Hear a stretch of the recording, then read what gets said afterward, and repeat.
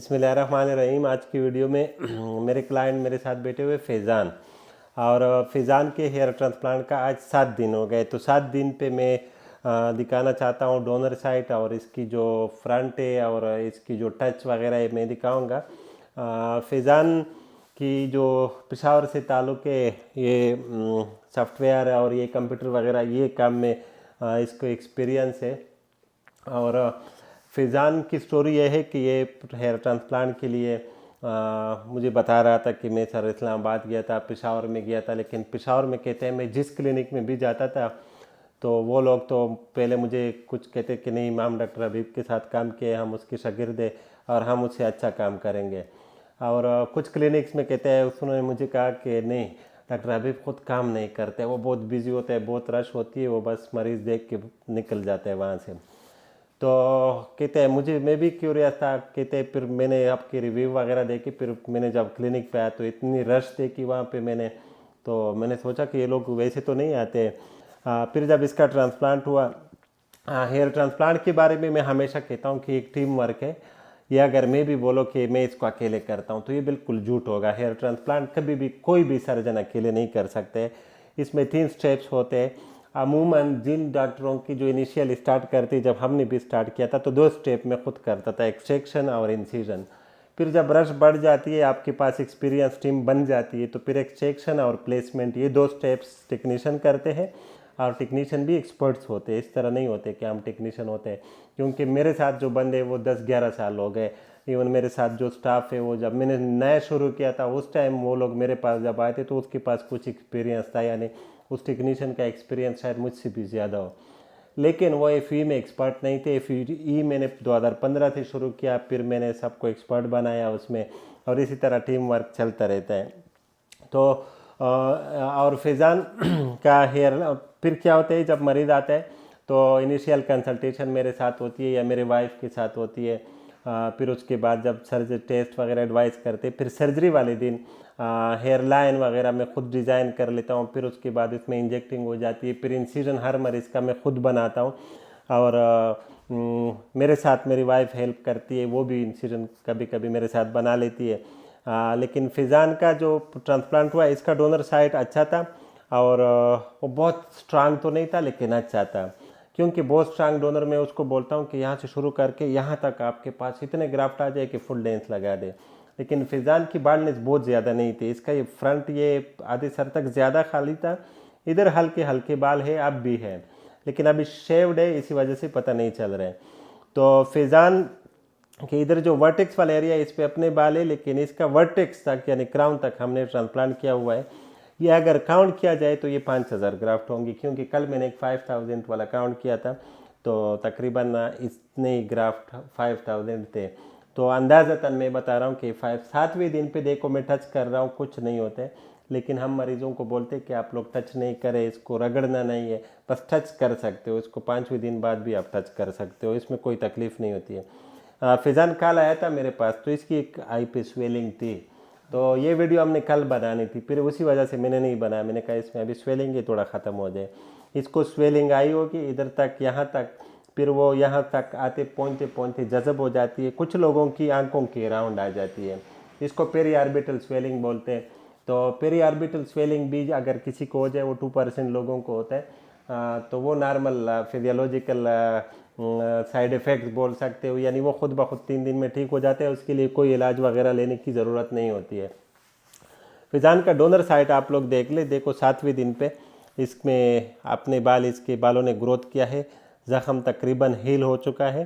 तकरीबन इसलिए बोल रहा हूँ कि शायद 99% ठीक हो, क्योंकि इसमें अभी स्वेलिंग है, और ये स्वेलिंग 2 वीक्स तक रहती है, आहिस्ता आहिस्ता ख़त्म होती है। ऊपर से आप लोग देख ले, इसके वर्टेक्स पे अपने बाल है, लेकिन वर्टेक्स तक हमने कवर किया है। बाकी हेयर लाइन वगैरह आप लोग देख सकते हो। और इसको कोई दर्द है 7वें दिन पे या नहीं है, कोई तकलीफ़ है, तो वो खुद फैज़ान बता देगा।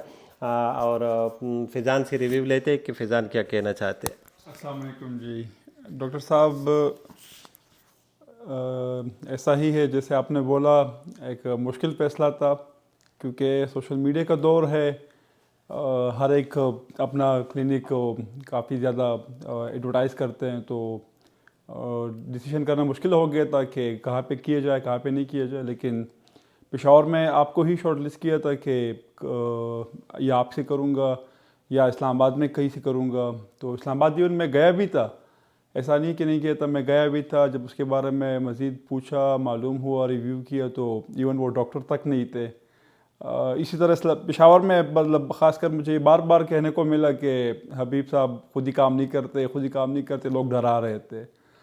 तो इस बात की भी परेशानी थी कि जब डॉक्टर खुद ही काम नहीं करे फिर तो मज़े की बात ही नहीं रही।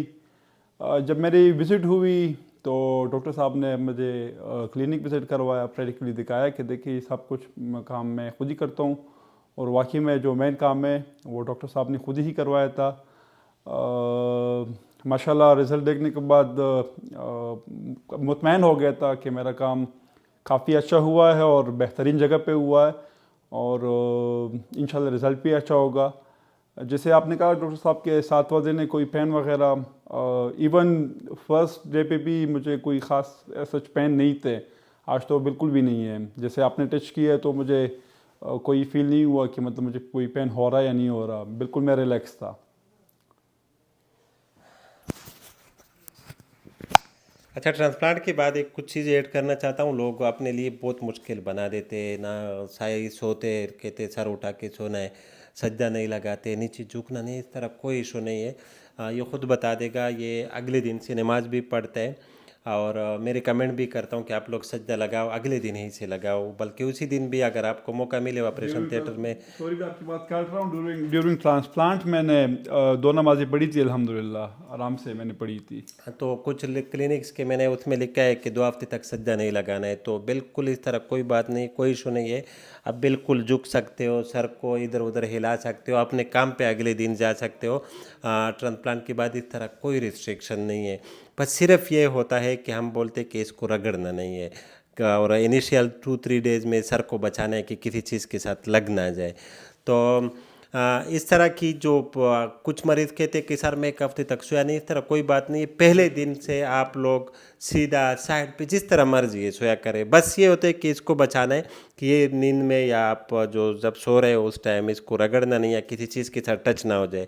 वो भी इनिशियल 4-5 डेज। उसके बाद आप ये नहीं हिलते, ये कंबल भी ओढ़ेगा तो इसको कुछ नहीं होगा, बल्कि अगले ये अब इसके 5-6 दिन हो गए तो 2 दिन के बाद इसका गिरना शुरू हो जाएगा और शेडिंग फेज शुरू हो जाएगा, जो कि नॉर्मल होती है। तो इस चीज़ के साथ कोई परेशान नहीं हो। डोनर साइड पे जो स्वेलिंग होती है ये होती है 2 हफ्ते तक होती है, आहिस्ता आहिस्ता ख़त्म होती है। कुछ लोगों को खारिश वगैरह भी हो सकती है, तो उसको मैं कहता हूँ एंटी एलर्जिक टेबलेट ले लो या साथ में। तो फैज़ान की स्टोरी बड़ी इंटरेस्टिंग है। ये बता रहा था कि मैं फलाने फलाने क्लिनिक में गया था पेशावर में, नाम नहीं लेना चाहता हूँ।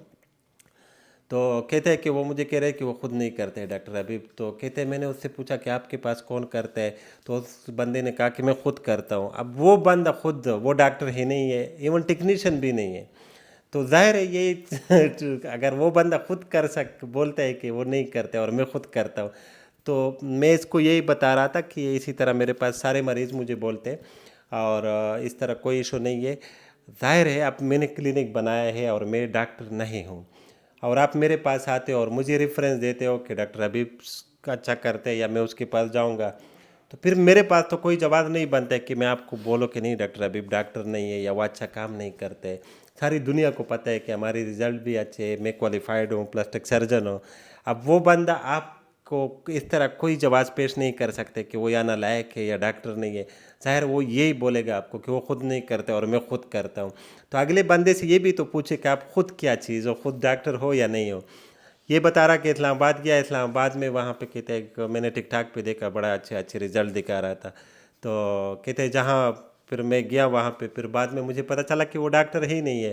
कहते हैं उसी के क्लिनिक में मैंने चेक किया ऑनलाइन पे, तो उस नाम का कोई डॉक्टर ही नहीं था। तो कहते हैं वहाँ से मैं उठ के आ गया और वापस फिर इसने हमारे पास अपॉइंटमेंट ले लिया। तो ये फैज़ान कुछ ऐड करना हाँ, चाहते हैं? मैं 2 बातों की एडिशन करना चाहता हूँ। एक तो ये कि पेशावर में मोस्टली ये भी था कि मैक्सिमम बंदे कह रहे थे कि हम उनके शागिर्द हैं, डॉक्टर हबीब के शागिर्द हैं, हमने उनके साथ काम किया हुआ है, हमारा भी ये सेटअप अलग हुआ है। तो अभी ये सच है या झूठ है, लेकिन ये लोग नाम इस्तेमाल कर रहे हैं। और इसके अलावा मैं नींद के बारे में एडिशन करूँगा। जो प्रीवियस मेरे दोस्तों ने या रिलेटिव ने किए थे, वो मुझे डराते थे कि पहले 14 दिन बड़े सख्त होते हैं, तो ऐसा कुछ भी नहीं था अल्हम्दुलिल्लाह। पहले ही दिन बड़े सुकून से सोया था, आराम से सीधा भी सोया था, राइट साइड पे भी लेफ्ट साइड पे भी सोया था, कोई मुझे इशू नहीं था इस तरह अल्हम्दुलिल्लाह। और ये सच है वाकई। इसको यहाँ पे पेशावर में मेरे पास लेट से बैक 3-4 साल पहले जो ड्राइवर था 2 साल गुजारे, तो वो क्लिनिक पे काउंटर पे बैठा होता है, सिस्टम सीख लिया, फिर आके जाके उसने क्लिनिक खोल दिया, लोगों को अपने आप को डॉक्टर शो करते और कहते हैं मैं डॉक्टर हबीब का पार्टनर था, वहाँ से अभी सेपरेट होकर अपना क्लिनिक चला रहा हूँ। इसी तरह मेरे पास जो यूट्यूब का लड़का था, आप लोग सब जानते थे, वो आजकल हेयर ट्रांसप्लांट और ये चीज़ें एडवर्टाइज़ करते। तो ये होता है। और यहाँ जिधर भी इवन अफ़गानिस्तान में लाहौर में कहीं भी किसी भी क्लिनिक में आप लोग जाएंगे तो आप लोगों को अक्सर क्लिनिक में ये चीज़ बता देते हैं कि हमने उसके साथ क्या काम किया है या उसके शागिर्द है। ये बता रहा था मुझे कि कल होटल में बैठा था तो पता नहीं क्या हुआ था होटल हाँ में। बिल्कुल, खाना खा रहे थे, मेहमान थे मेरे साथ। तो एक बंदे ने कहा कि आपने कहाँ से करवाया? मैंने कहा कि डॉक्टर हबीब से करवाया है। तो उसने कहा कि मैंने भी वही से करवाया है।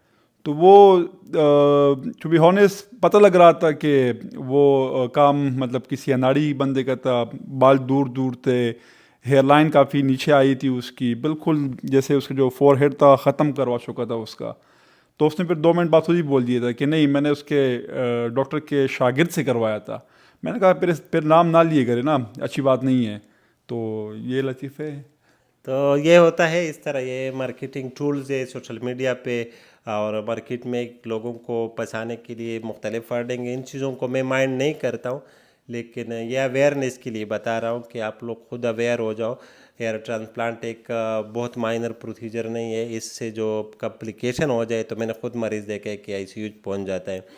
और इसमें स्कल्प में इन्फेक्शन या उसका रिस्क बहुत कम होती है, लेकिन जब हो जाए तो बहुत ख़तरनाक होती है। तो हमेशा आप लोग जब भी ट्रांसप्लांट कराओ, एक प्रोसीजर है इसके लिए। क्वालिफाइड प्लास्टिक सर्जन हर इलाके में आजकल मौजूद है, यानी हर सिटी में बहुत ज़्यादा हो गए, तो आप लोगों को आसानी से मिल सकती है।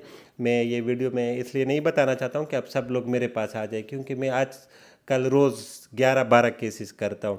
इससे ज़्यादा मैं अफोर्ड भी नहीं कर सकता हूँ कि मैं कर लो या आप लोग फिर क्वालिटी ख़राब हो जाएगी।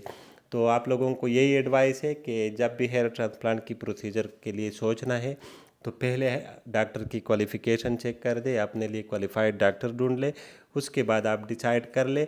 और उसका भी यही तरीका है कि आजकल ऑनलाइन पीएमडीसी की वेबसाइट पे मिल जाती है। फिर आपको पता चल गया कि ये डॉक्टर क्वालिफाइड है, फिर उसके रिजल्ट्स वगैरह देख ले, पेशेंट रिव्यूज़ देख ले, दूसरे केसेस जो किए होंगे उससे कांटेक्ट कर ले। तो जिसके प्रीवियस रिजल्ट वगैरह अच्छे हो तो बिल्कुल आप लोग उसी से ब्लाइंडली कर सकते हो। Thank you for watching. Allah हाफिज़।